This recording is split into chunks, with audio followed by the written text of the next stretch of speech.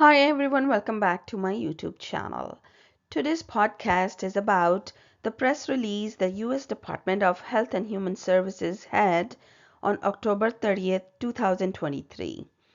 The US Department of Health and Human Services, or HHS, released a proposed rule for public comment that would establish disincentives for healthcare providers found by the HHS Office of Inspector General, or OIG, to have committed information blocking when a provider knowingly and unreasonably interferes with the access, exchange, or use of electronic health information except as required by law or covered by a regulatory exception.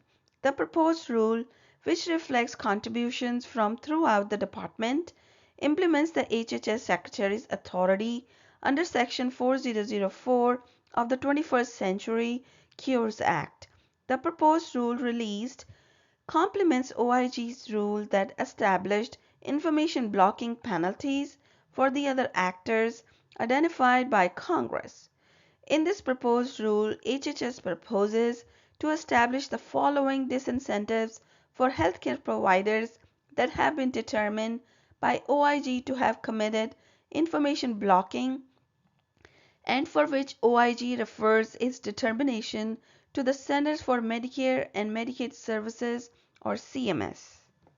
The disincentives are: under the Medicare Promoting Interoperability Program, an eligible hospital or critical access hospital would not be a meaningful electronic health record user in an applicable EHR reporting period. The impact on eligible hospitals would be the loss of 75% of the annual market basket increase. For critical access hospitals, payment would be reduced to 100% of reasonable cost instead of 101%. Under the Promoting Interoperability Performance category of the Merit-Based Incentive Payment System, or MIPS, an eligible clinician or group would not be a meaningful user of certified electronic health record technology in a performance period and would therefore receive a 0 score in the Promoting Interoperability Performance category of MIPS if required to report on that category.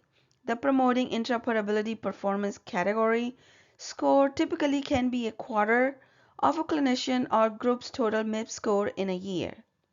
Under the Medicare Shared Savings Program, a healthcare provider that is an Accountable Care Organization, or ACO, ACO participant, or ACO provider or supplier would be deemed ineligible to participate in the program for a period of at least 1 year.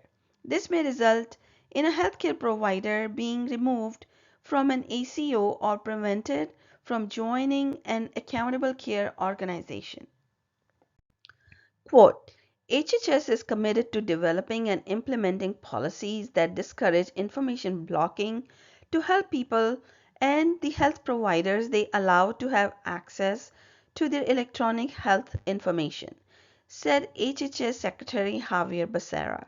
Another quote, we are confident that disincentives included in the proposed rule, if finalized, will further increase the appropriate sharing of electronic health information and establish a framework for potential additional disincentives in the future.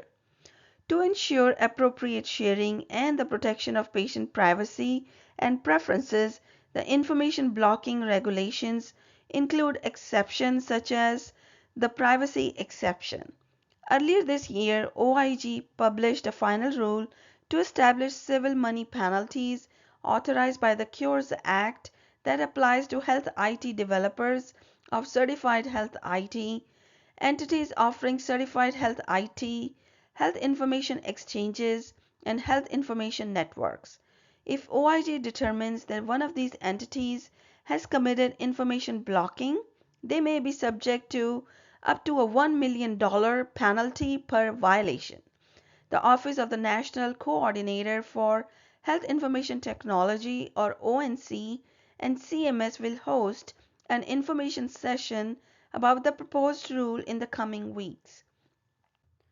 More information can be found at the web page that you can find in the description box down below and via ONC's X account.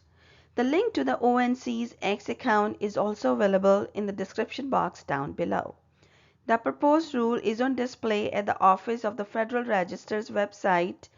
It will publish in the Federal Register on November 1st, 2023, at which point it will be available for public comment for 60 days.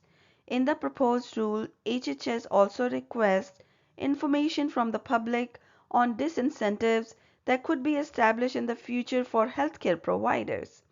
To be assured consideration, written or electronic comments must be received via the Federal Register no later than 11:59 p.m. Eastern Time on January 2nd, 2024. This is it for today. Thank you for joining me. If you found this information useful, please consider subscribing to my channel and leave me a few comments. Hope to see you next time. Bye now.